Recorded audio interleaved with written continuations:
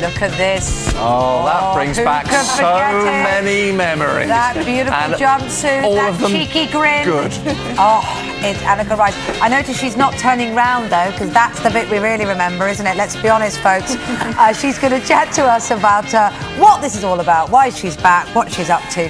Challenge Anneka. She's now got on Radio 2. We're back on our screens, on the TV too again soon. Before we chat to her, let's take a look at the genius that was Challenge Anneka. Nails.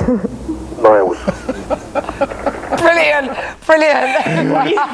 What you don't see is that I actually laughed for about 10 minutes on that clip. I just can't get it together again. What's so sad is there's a generation of people out there that don't know Challenge Anneka and Treasure Hunt that came before it. It was absolutely brilliant. Thank you.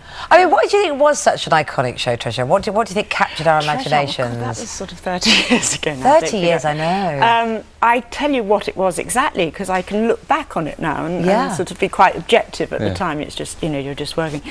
Because at the time, there was just nothing on it. You know, television was very grown up. There was sort of Sue Lawley and, you know, my icons were sort of Sue Lawley and the Dimblebys and those sort of people. And there was just nothing spontaneous and mad on television. And Channel 4 took a big risk the very week it started with this mad show where totally unscripted. I was an unknown.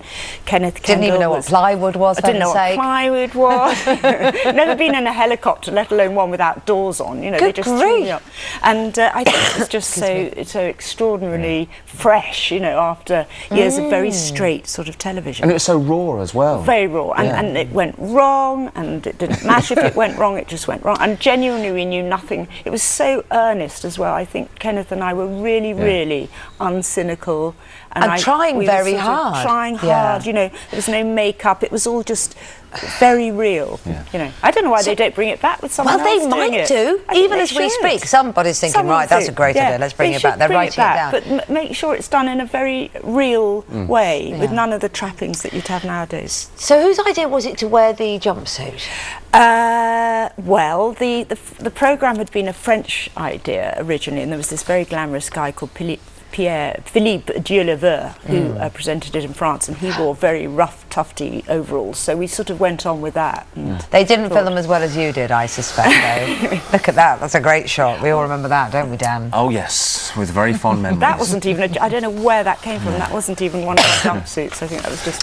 So you had this great career, you've been raising your children, and suddenly you're bursting back onto our screens. Dare I say it, I'm going to do it. I know I promised I wouldn't. She's 53, for heaven's sake, 53, and you're back. I know, it's very lovely and very unplanned. If you'd asked me 6 months ago, I'd have said, oh, I'm just painting at home, because I'm always covered in paint and doing odd sort of creative projects and busy with the kids.